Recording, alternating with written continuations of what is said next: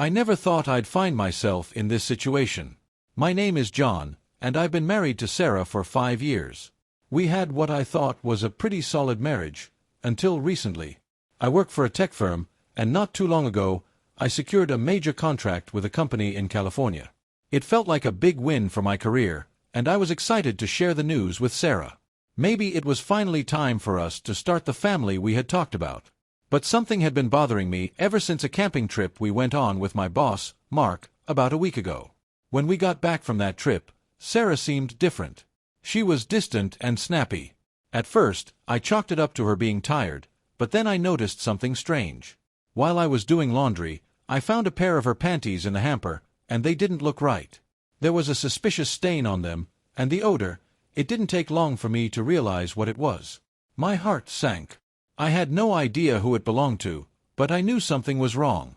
My mind raced with all kinds of awful thoughts. After that discovery, I couldn't just sit around and do nothing. I had a trip planned to the West Coast for business, so I figured it was time to take action. I contacted a divorce attorney, hoping for guidance. I wasn't sure if Sarah was cheating, but I needed to be prepared. The attorney, Grace, was sympathetic but straightforward. "Do you have any proof that she's cheating?" she asked. I shook my head. "Not yet," I said. "But I need to know the truth, and if she is, I want out." Grace nodded and told me the next steps. We'd need solid proof, like photos or videos, for a case of adultery. She offered to hire a private investigator and suggested I start gathering evidence discreetly. It was a gut punch, thinking about it all. This was the woman I had built a life with, and now I was setting up surveillance on her. I never imagined I'd be in a situation like this, but I had no choice. I needed to know what was going on. Before I left for my business trip, I installed a tracking app on Sarah's phone, thanks to the investigator, Ethan, who Grace recommended. He also gave me a voice recorder to hide in her purse. It felt sneaky, underhanded even, but I had to protect myself. I had to know the truth. The day I left, Sarah drove me to the airport. She gave me a kiss goodbye, and I promised to call her later. But something about the whole situation felt off. Sure enough, later that night, when I called her after dinner, she mentioned something that made my stomach turn. "I'm working at a party at Mark's place tonight," she said casually. Apparently, one of the waitresses had bailed, and Mark asked her to fill in. The pay was good, she said, and with school starting up soon, she could use the extra cash. The alarm bells in my head were going off. I knew she needed the money, but why hadn't Mark mentioned this party to me? He was my boss, after all. I kept it together on the phone. "All right," I said, trying to sound normal. "Just be careful and let me know how it goes." She promised she would, but I couldn't shake the feeling that something was wrong. After I hung up, I called Ethan. "She's working a party at Mark's house," I said, the words sticking in my throat. He assured me they'd keep an eye on her and report back with anything they found. I spent the rest of the night tossing and turning, wondering what was happening at that party. I didn't sleep much, and the next day, I tried calling Sarah again. No answer. My gut told me she had stayed the night at Mark's place, and I couldn't stop thinking about it. Later that afternoon, Ethan sent me an email. I hesitated before opening it, already knowing what I'd find. Inside were a few attached photos, and my heart sank when I saw them. There was Sarah, my Sarah, at Mark's party, caught in compromising positions with not just Mark but 2 other men I considered friends. My hands shook as I scrolled through the images. It felt like my entire world was crumbling. I couldn't believe it. The woman I had shared everything with was living a double life right under my nose. And now I had proof. The reality of it hit me like a ton of bricks, and I knew our marriage was over. The next morning, after barely sleeping, I checked the tracking app. Sarah's phone was still at Mark's house, confirming what I had dreaded. She had spent the night there. Ethan sent me another email, and this one was worse than the last. It contained more photos of Sarah, this time involved with multiple men, including Mark's son, Chris. These weren't just random guys. They were people I worked with, trusted even. I stared at the images, feeling both anger and heartbreak wash over me in waves. These were men I used to share drinks and laughs with. Now I could barely look at their faces in those pictures. There were more men involved, too, guys I didn't recognize. Apparently, they were friends of Chris. I couldn't even begin to comprehend how far this had gone. The woman I loved was entangled in something I couldn't have ever imagined. After I wrapped up my business on the West Coast, I booked an early flight back home. I was done with this trip, done with pretending like everything was okay. When I got to the house, Sarah's car wasn't in the driveway, and sure enough, her phone was still at Mark's place. I walked inside, exhausted and emotionally drained, and called Grace to let her know I was ready to move forward with the divorce. Later, I finally called Sarah. She picked up, sounding breathless, and immediately I knew she was lying. "Hey," I said, "where are you?"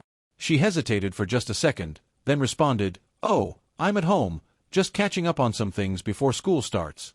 The audacity of her to lie so easily, like it was nothing. I felt my blood boil. "I see," I said, trying to keep my voice steady. "Well, I'm done with work out here, and I'm heading home." "Oh, that's great," she said, her voice suddenly sweet. "I've missed you so much. Call me when you land, and I'll pick you up from the airport." "No need," I replied, coldly. "I'll grab a taxi." I hung up before she could respond. For the first time, it didn't even bother me that I hadn't said, "I love you." Normally, it was something I never missed, but this time it felt like those words meant nothing. I sat in silence for a while, wondering how we had gotten to this point. How had the woman I loved so deeply become someone I barely recognized? The lies, the betrayal, it was all too much. I couldn't stand to look at her anymore, much less share a life with her.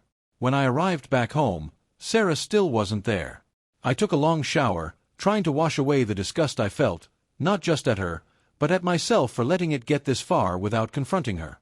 I was almost numb at this point, just going through the motions. Later that evening, she finally walked in. She looked a little startled to see me, but quickly recovered. "Hey, babe," she said, walking over to kiss me, but I turned my head, letting her kiss my cheek instead. She pulled back, confused. "Is everything okay?" "No, not really," I replied, my tone cold. "I'm not feeling great, probably just jet lag or something. I'll be crashing on the futon tonight." Her eyes widened a little, surprised by my distant behavior. "On the futon? Why? Where are you going?" she asked, her voice tinged with concern. "I've got a dinner meeting," I said flatly. "Dinner meeting," she repeated, a hint of suspicion creeping into her voice. "Are you meeting someone special?" I let out a bitter laugh. "If you're asking if I'm cheating on you, the answer is no. I've never cheated on you and never had plans to." "Can you say the same?" Her face paled, and she stammered, What do you mean?" I stared at her, waiting for her to confess, to say something, but all she did was fumble for words. "How was that job at Mark's house?" I asked, probing her. She smiled, trying to play it off casually. "Oh, it went fine, it was pretty fun, actually. A bit of a challenge, but I got through it." I just nodded. "I'm sure it was," I said, the words dripping with sarcasm. She opened her mouth to respond, but I cut her off, glancing at my watch. "I should get going," I said abruptly, standing up and grabbing my keys. Without another word, I left her standing there, confused and panicked. As I drove away, I knew she was probably calling Mark, desperate for answers, wondering if I knew. But she wasn't going to get any from me, not yet, at least. I drove straight to Grace's office. The evidence I had was enough to destroy her life, but I didn't want to act recklessly. Grace reminded me to keep things calm and act normal around her until everything was finalized, but honestly, that felt impossible. How could I look her in the eye, knowing what I knew? After leaving Grace's office, I knew there was no turning back. I was done with Sarah and ready to move forward with the divorce. But pretending like everything was normal? That was going to be tough. When I got home that night, Sarah was sitting on the couch, clearly waiting for me. "How was your meeting?" she asked, trying to sound casual, but there was something in her voice, maybe nervousness or fear. I couldn't tell, and honestly, I didn't care. "It went fine," I said curtly, avoiding eye contact. "I'm going to bed." Without waiting for a response, I headed to the guest room where I'd already decided I'd be sleeping from now on. She followed me to the door, her footsteps hesitant. "Are you sleeping in here now?" she asked, her voice shaky. "Yeah," I replied flatly, "I'm still not feeling great, so I'll take the futon." "Is that a problem?" "Oh, no, I guess not," she mumbled. I was just hoping we could, spend some time together. You've been gone for a few days." The thought of being close to her made my skin crawl. I couldn't stand the idea of her touching me after what I'd seen in those photos. "Not tonight," I said, brushing her off. "Maybe tomorrow." She gave me a half-hearted nod and backed away, clearly confused. I could see the wheels turning in her mind. She knew something was off, but I wasn't about to lay my cards on the table just yet. The next morning, I woke up early, grabbed my resignation letter, and made myself a cup of coffee. Sarah's purse was sitting on the counter, and I saw the opportunity to grab the audio recorder I had hidden inside. I downloaded the recording of the call she'd made the previous night, no doubt to Mark, and headed out the door before she woke up. When I got to the office, I went straight to packing up my things. I couldn't bear to be around these people any longer, especially Mark. I wanted to be out of there before anyone noticed. But, of course, Mark showed up just as I was finishing. "What's going on, John?" he asked, eyeing the boxes in my office. 3. I pulled out 2 envelopes, one with a signed contract for my recent trip, and the other with my resignation letter. "This is the signed contract," I said, "and this is my resignation. Effective immediately." Mark's face shifted from confusion to shock. "Resignation? What are you talking about? Why are you leaving? I need you." I couldn't believe the nerve of him. Standing there, acting like he had no idea why I was quitting. "You really don't know?" I asked, my voice cold. "You think I'm oblivious? I found out what's been going on, and I'm done. I can't work here anymore." Mark's expression darkened, but then, to my disgust, he smirked. "Oh, so that's what this is about. Your wife. John, come on, she was more than willing. Don't let this ruin your career. She'll come back to you once she's had her fun." I stared at him, my blood boiling. "Are you seriously suggesting I just accept this?" I asked, incredulous. "How long have you been screwing her?" Mark's smirk grew wider. "First time. At the camping trip. Remember that day you and the others went out skiing? She came on to me in your tent, said I was bigger than you, and practically begged me to take her. I felt the bile rise in my throat. So that's why he had sent me on that pointless errand during the trip. He wanted me out of the way so he could screw my wife in our tent. The realization hit me like a punch to the gut. "And that waitress gig at your party?" I asked, my voice shaking with anger. "That was just a cover, wasn't it? So you could get her into bed." He shrugged, not even bothering to deny it. "Yeah. What of it?" I reached into my pocket and pulled out my phone, stopping the audio recording I had started earlier. "Thanks for confirming everything," I said icily. "I'm done here." Mark's smirk disappeared as he realized what I had just done. "Wait a minute," he stammered. "You can't use that recording." "We'll see," I replied, grabbing my things. As I walked out of Mark's office, I felt a strange sense of satisfaction. The power had shifted, and he knew it. I didn't care about his threats anymore. I was done being manipulated and lied to. With my resignation letter handed in, I headed straight to HR, submitted the paperwork, and walked out of that building for the last time. When I got home later that day, I was hoping to avoid Sarah, but of course, she was there, sitting on the couch, waiting. The moment I walked in, she stood up, clearly anxious. "Hey, you're home early," she said, trying to sound casual, but I could hear the nervous edge in her voice. "How was work?"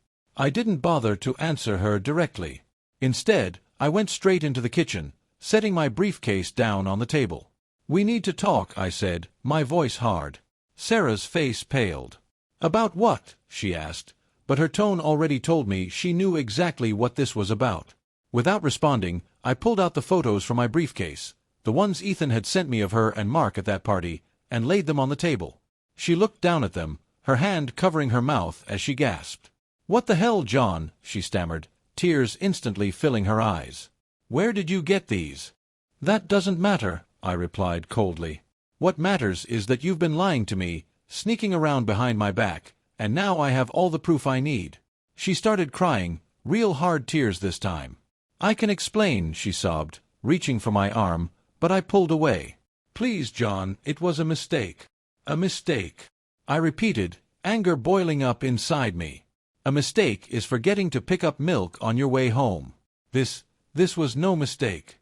This was a choice, Sarah." Over and over again, you chose to betray me.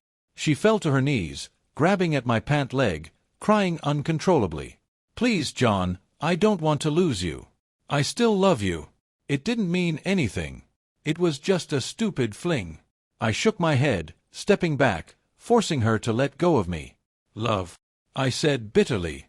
Do you even know what that means? If you loved me, you wouldn't have done this. You destroyed everything we had. She tried to stand, wiping her tears, but I could see the panic in her eyes now. What are you going to do? She asked, her voice trembling. Are you going to leave me? I crossed my arms, keeping my voice calm despite the storm raging inside. I've already filed for divorce, Sarah. You'll be served later today. Her face went white as a sheet. Divorce, she whispered, as if the word itself was a death sentence. Yes, I said firmly. Divorce. And I'll be citing adultery.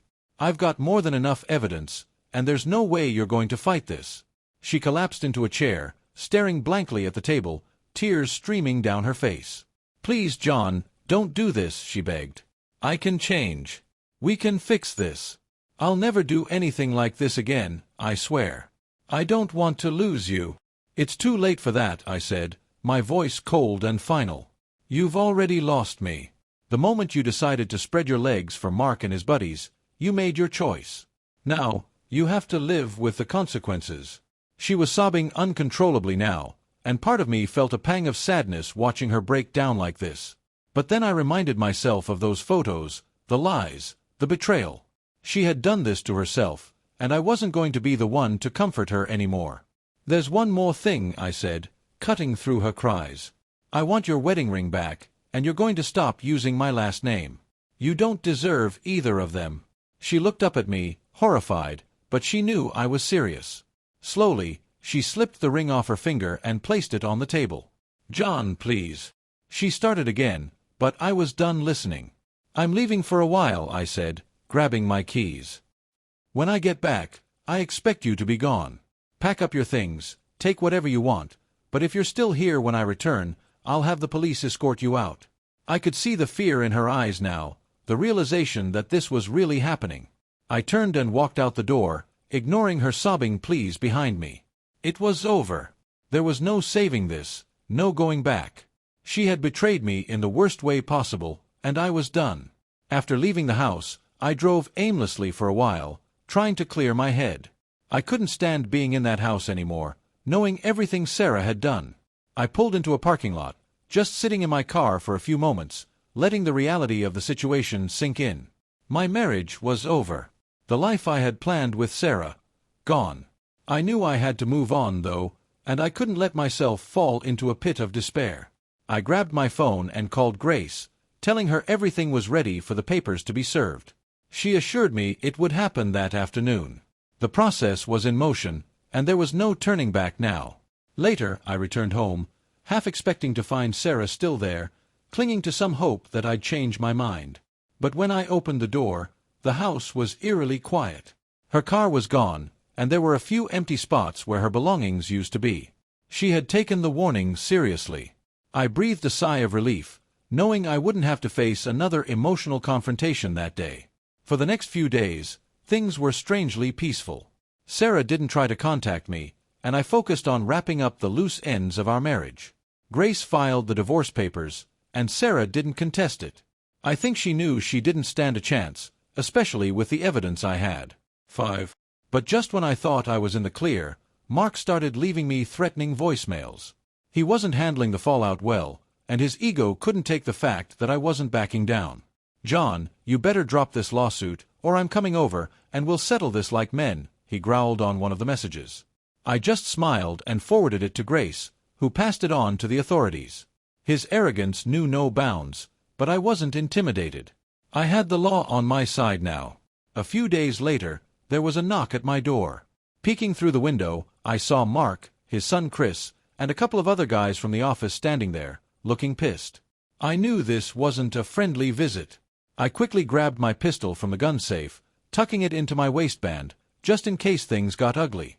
After all, I wasn't about to let them intimidate me in my own home. I cracked the door open, just enough to confront them. What do you want? I asked coldly, already knowing the answer. "We want you to drop this lawsuit," Mark snarled. "You're making this harder than it needs to be." I pulled the door open a little wider, enough for them to see I wasn't backing down. "Not going to happen, Mark," I said firmly. "Now, unless you want to end up in jail, I suggest you get off my property." He took a step closer, trying to push his way in. "You're not going to shoot us, John. You don't have the balls." I pulled the pistol out just enough for him to see the barrel. "You want to find out?" I asked, my voice steady. Mark hesitated, realizing I wasn't bluffing. Just then, the sound of sirens pierced the air, and I could see the flashing red and blue lights approaching from down the street. "Looks like your time's up," I said, smirking. Before Mark and his crew could react, 2 police cars pulled up, and officers quickly got out, weapons drawn. "Hands up! Get on the ground!" one of the officers shouted, his gun trained on Mark. Mark and the others froze, then slowly complied, dropping to their knees as the officers cuffed them. One of the cops approached me, glancing at the pistol in my hand. "Sir, I need you to put the weapon down." I did as he asked, setting the gun on the kitchen counter. "These men violated a restraining order," I explained. "I want to press charges." The officer nodded, pulling out the paperwork I had given them earlier. "We'll take it from here. Do you have a license for that firearm?" I showed him my concealed carry permit, and after a quick glance, he handed it back to me. "All right, sir, you're good to go. Just be careful." "I will," I said, relieved as they escorted Mark and his crew off my property. I knew this wouldn't be the last time I'd have to deal with him, but for now, I was safe. In the months that followed, life slowly began to return to normal. I started my new job at Empire, a company run by an old friend, and I threw myself into my work. It was a welcome distraction from everything that had happened, and I found that I actually enjoyed the work more than I ever had with Mark's firm. The divorce went through without a hitch. Sarah didn't fight it, probably because she knew she didn't have a leg to stand on. She moved out of town, and as far as I knew, she hadn't tried to contact anyone from our old life. I didn't care to know where she ended up, and honestly, I didn't care. What did surprise me, though, was the lawsuit against Mark. Not only did the judge find in my favor, but he ordered Mark to pay me $1 million in damages for what he had done. It was a huge win, and while the money didn't erase the pain of what happened, it helped me start fresh. The best part was watching Mark's business slowly crumble. Word got around about the lawsuit, and several of his clients jumped ship, not wanting to be associated with someone who had destroyed another man's marriage. In the end, Mark had lost more than just a lawsuit. He lost his reputation and his business. But the biggest shock came a few months after the divorce was finalized. I got a call from Sarah's mother, Margaret. "John, it's Sarah," she said, her voice heavy with sadness. She's HIV positive." I froze, the weight of her words hitting me like a freight train. "What?" "She's not doing well," Margaret continued. "She wanted me to call you. She's sorry, John. She's really sorry for everything."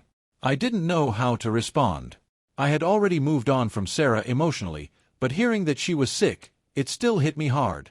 "I'm sorry to hear that," I said, trying to keep my voice steady. "But there's nothing I can do. We're divorced, Margaret. She made her choices." "I know," Margaret said softly. "I just thought you should know." After we hung up, I sat there for a long time, trying to process everything. Sarah's choices had led her down a dark path, and now she was paying the price. Part of me wanted to feel sorry for her, but the truth was, I couldn't. Not after everything she had done. In the months that followed, I focused on rebuilding my life. I started going out with friends again, working out, and even began dating. Slowly but surely, I was moving on. And while the scars of what happened would always be there, I knew I was stronger for it. Life goes on, and so did I. Thank you for visited my YouTube channel. Your support, likes, and comments truly inspire me to create even more engaging content. If you enjoyed this video, don't forget to subscribe and hit the notification bell so you never miss an update. You're a part of this amazing community, and I'm thrilled to share my stories with you. See you in the next video on YouTube.